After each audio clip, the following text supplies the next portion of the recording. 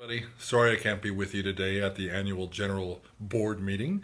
It's a great time to reflect on the company's accomplishments over the last season. Pat asked me to create this little video and take a whirlwind trip down memory lane on the Utah Opera artistic accomplishments. Now, when we planned this last season, we knew it was time to present a season of audience favorites, a comfort food season, if you will. But I didn't know we were going to accomplish everything we did when we created this particular season, and I'm quite proud of it. So, we started in October, if you recall, with Puccini's Tosca. This is one of the great perennial favorites in the opera house. Puccini really packs them in at the box office. And besides, who doesn't love an opera that has a love triangle, torture, and everybody gets killed at the end?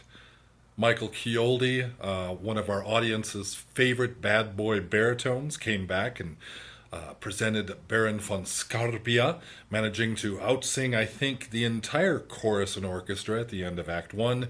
And Kara Shea Thompson made a great debut at Utah Opera in the title role and really jumped off of the Castello Sant'Angelo at the end as well as anybody I've known.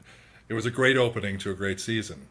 In November, we presented with the Utah Symphony as part of the collaboration events what I hope is a new audience favorite in Ravel's L'Enfant et les Sortilèges.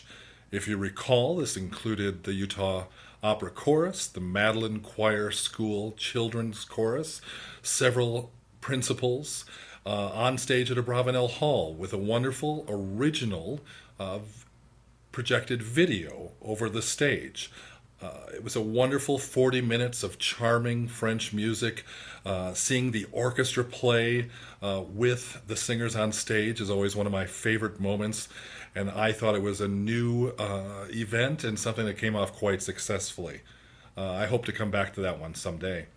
And then, because we all needed a laugh in January, the dreariest of months in Salt Lake City, Franz Lehar's The Merry Widow, probably the most famous operetta in all of the history of operetta. And it was a lovely and divine production, a beautiful Michael Yergin design production. Jerry Steichen led the Utah Symphony beautifully and very stylistically. It was a large cast. Everybody got to change clothes for each of the three acts in three different sets. And it was everything we needed in terms of a charming presentation of that fantastic piece. Frankly, had anybody asked me before the season if I would ever put the words great and The Merry Widow in the same sentence, I probably wouldn't have. But after this production, I'll remember it for a long time, as will the rest of the cast, who think of it as one of the highlights of their careers. And then, because we hadn't thrown enough people on stage, Aida. Why not? Why not put up to 150 people on stage, including dancers, herald trumpets, 40 supernumeraries, one of the biggest choruses ever? Well, that's why there was no room for an elephant. Yep. But it did what it was supposed to do. It was a wonderful presentation. We had at least three artists from the Metropolitan Opera roster who presented in a very authentic and Verdian style this grand opera that only Aida can be. And we had several full houses almost every night, including one night where we had to turn people away at the box office. So the old lady did what she was supposed to. Now, we ended the season, as many of you remember just recently, with Mozart's The Marriage of Figaro. This is a piece near and dear to my heart. I've been part of many presentations, both as a performer and as a producer, and I don't know that we'll ever reach this bar again. It was something extra special. I thought bringing it into the early 20th century with the Downton Abbey-esque costumes really gave it some wings, made it something that had resonance with our audiences. Many people I talked to said the same. But the cast was something spectacular.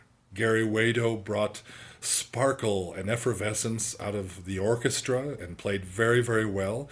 Our orchestra plays Mozart particularly beautifully these days. And the singers just managed to bring the words, the story to life in a way that, frankly, I've never seen before in a piece that's extra special to me. So, in the end, it was a spectacular season. John Miles will talk about what it did at the box office, but spoiler alert, very well. So, I think we can look back on this season as an unmitigated success. Thank you for all you do to make sure we can bring these kinds of productions and presentations to the Capitol Theater and to Abravanel Hall. Without your support, there would be no successes. So thank you very much, and I look forward to seeing you over the summer and eventually at Carmen in the fall.